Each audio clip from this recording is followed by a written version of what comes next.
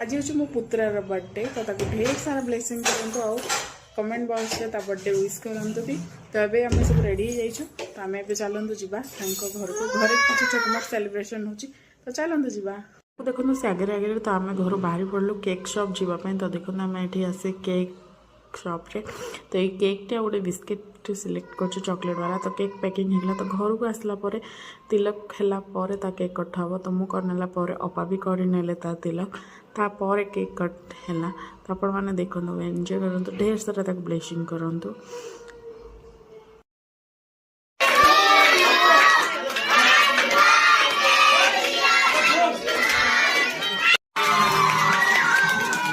ता बड़ मम्मी ये केक खुआई दौले पाव भाजी आउ